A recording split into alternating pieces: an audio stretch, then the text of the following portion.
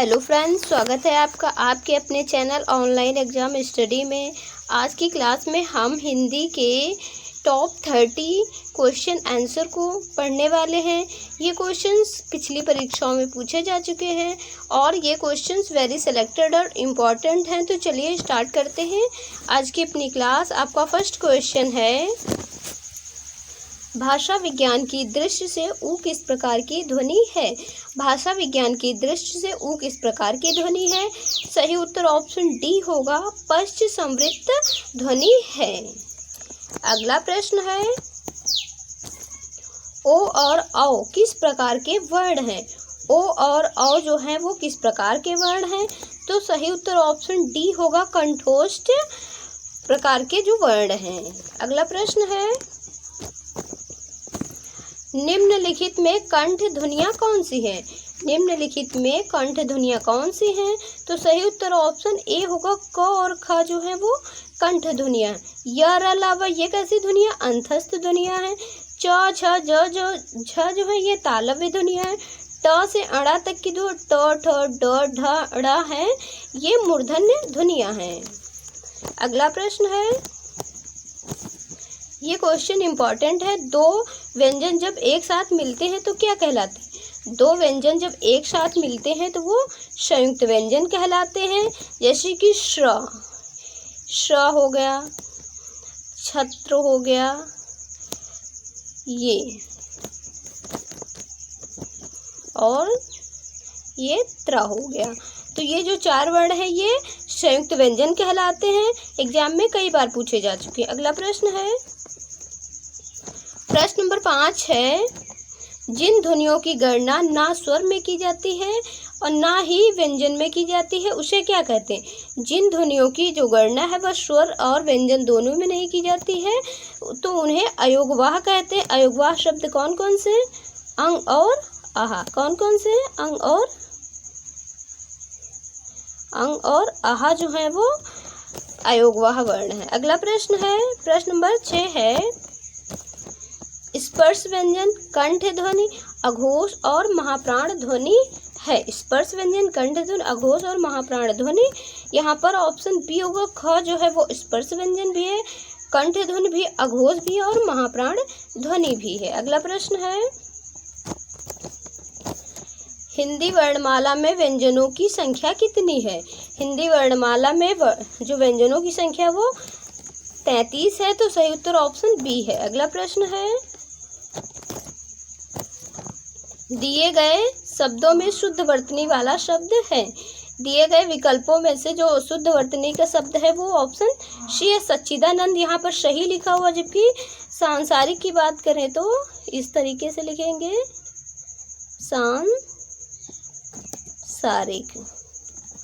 सांसारिक इस तरीके से लिखेंगे। कीर्ति को हम इस तरीके से लिखेंगे, कीर्ति। सर्वोत्तम भी यहाँ पर सही ऑप्शन है। तो ऑप्शन यहाँ पर ए और सी दोनों ही राइट है। अगला प्रश्न है, एक की वर्तनी शुद्ध है। एक की वर्तनी यहाँ पर ऑप्शन ए की सही। आविष्कार जो लिखा हुआ है वो यहाँ पर वर्तनी की दृष्टि से शुद्ध है, जबकि देवार्ष नहीं होता, देवर्ष होता है। निशब्द नहीं, निशब्द होता है, जमाता। तो इसका हम ऐसे लिखेंगे, इसको देवर्षि, देवर्षि इस तरीके से लिखेंगे। निशब्द को निधन, निधन शब्द लिखेंगे, निधन शब्द लिखेंगे। जमाता को जामाता होगा, इस तरीके से लिखेंगे। तो यहाँ पर ऑप्शन ए राइट होगा, आविष्कार। अगला प्रश्न है, दिग्भ्रम उदाहरण है। दिग्भ्रम जो है वो किस संधि का उदाहरण है। तो सही उत्तर ऑप्शन सी होगा, व्यंजन संधि का उदाहरण। इसका जो विच्छेद होगा वो होगा दिग, क्या होगा, दिग धन भ्रम। क्या होगा, दिग धन भ्रम बराबर दिग्भ्रम। अगला प्रश्न है, राजेंद्र शब्द में संधि है। राजेंद्र शब्द में गुण संधि होगी। इसका जो विच्छेद होगा वो राजधन इंद्र होगा। क्या होगा, राजधन इंद्र। राजधन इंद्र बराबर राजेंद्र। अगला प्रश्न है, कृताकृत का समास है। कृताकृत का जो समास है वो यहाँ पर ऑप्शन सी सही होगा, कर्मधारय समास। अगला प्रश्न है, निम्नलिखित शब्दों में से तद्भव शब्द को पहचानिए। निम्नलिखित शब्दों में तद्भव शब्द जो होगा वो यहाँ पर सी होगा, प्यासा यहाँ पर तद्भव शब्द है। अगला प्रश्न है, निम्न में देशज शब्द को पहचानिए। यहाँ पर ऑप्शन बी राइट होगा, डिबिया जो है वो एक देशज शब्द है। अगला प्रश्न है, उद्दत का विलोम शब्द है। उद्दत का जो विलोम शब्द होगा वो ऑप्शन बी होगा, विनीत यहाँ पर उद्दत का विलोम है। अगला प्रश्न है, पृथक का विलोम शब्द है। पृथक का विलोम शब्द संयुक्त होगा तो ऑप्शन बी यहाँ राइट होगा। अगला प्रश्न है, प्रश्न नंबर 17 है, कल्प वृक्ष का पर्यायवाची शब्द है। तो इसका जो राइट ऑप्शन होगा, परिजात, कल्पतरु, देव वृक्ष, ये सभी। तो यहाँ पर ऑप्शन डी सही होगा, परिजात, कल्पतरु, देव वृक्ष, ये तीनों ही कल्प वृक्ष के पर्यायवाची शब्द हैं। प्रश्न नंबर 18 है, राजा का पर्यायवाची शब्द नहीं है। तो इसका जो सही उत्तर ऑप्शन सी होगा, राघव जो है वो राजा का पर्यायवाची शब्द नहीं है। बाकी भूप, राव, नृप, नृप वेरी इंपॉर्टेंट है। नृप जो शब्द है वो वेरी इंपॉर्टेंट, कई बार एग्जाम में पूछता है, तो यहाँ ऑप्शन सी सही होगा। अगला प्रश्न है, पूरब और उत्तर के बीच की दिशा। पूरब और उत्तर के बीच की जो दिशा है वो ईशान कहलाती है, तो ऑप्शन यहाँ बी राइट है। अगला प्रश्न है, ये भी क्वेश्चन इंपॉर्टेंट है, शंकर और शंकर शब्द युग्म का सही अर्थ है। तो सही उत्तर ऑप्शन ए होगा, इस शंकर का मतलब शिव होता है और इस शंकर का मतलब मिश्रित जाति का। अगला प्रश्न है, प्रश्न नंबर 21 है, घुटने टेकना मुहावरे का अर्थ है। तो इसका जो सही उत्तर ऑप्शन सी सही होगा, हार मान लेना। घुटने टेकने का जो अर्थ होता है वो हार मान लेना होता है।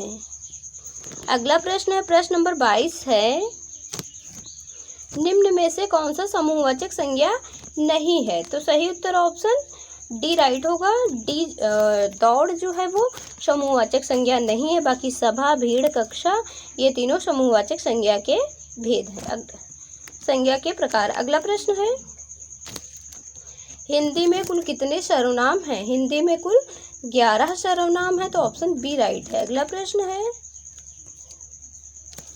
मैं स्वयं चला जाऊंगा वाक्य में निजवाचक सर्वनाम कौन सा है। मैं स्वयं चला जाऊंगा वाक्य में निजवाचक सर्वनाम जो है वो ऑप्शन बी होगा, स्वयं। अगला प्रश्न है, तन शब्द का लिंग क्या होगा। तन शब्द का जो लिंग है वो पुल्लिंग होगा, तो ऑप्शन ए यहाँ राइट है। अगला प्रश्न है, प्रश्न नंबर 26 है, दिए गए विकल्पों में पुल्लिंग है। तो इसका सही उत्तर ऑप्शन सी होगा, पड़ोसी जो है वो एक पुल्लिंग में है। बाकी विदुषी, छात्रा, शिष्य, ये तीनों शब्द जो है वो किसमें है, स्त्रीलिंग में है, स्त्रीलिंग में है। अगला प्रश्न है, घोंसले में चिड़िया है में कौन सा कारक है। घोंसले में चिड़िया है तो अधिकरण में पर इसका जो कारक चिन्ह होगा, तो सही उत्तर ऑप्शन सी होगा, अधिकरण कारक। अगला प्रश्न है, उपसर्ग का अर्थ होता है। उपसर्ग का जो अर्थ है वो शब्द के आदि या स्टार्टिंग में जो शब्द लगते हैं उन्हें उपसर्ग कहते हैं। जैसे कि अप एक उपसर्ग हो गया और मान एक शब्द हो गया, तो अपमान। अगला प्रश्न है, पूर्वी हिंदी क्षेत्र में कौन सी बोली नहीं बोली जाती है। पूरे हिंदी क्षेत्र में जयपुरी बोली नहीं बोली जाती है, तो सही उत्तर ऑप्शन सी होगा। अगला प्रश्न है, आदिकाल के लिए वीरगाथा काल नाम किसने प्रस्तावित किया। तो सही उत्तर ऑप्शन सी होगा, आचार्य रामचंद्र शुक्ल ने ही आदिकाल को वीरगाथा काल के नाम से उसे प्रस्तावित किया। आशा है आज की क्लास आपको अच्छी लगी होगी। अगर क्लास आपको अच्छी लगी हो तो प्लीज़ वीडियो को लाइक करें, कमेंट करें। चैनल पर नए हो चैनल को सब्सक्राइब करें, जिससे आने वाली वीडियो की नोटिफिकेशन सबसे पहले आपके पास पहुंचे। तो मिलते हैं नेक्स्ट वीडियो में, तब तक के लिए जय हिंद, थैंक्स फॉर वॉचिंग।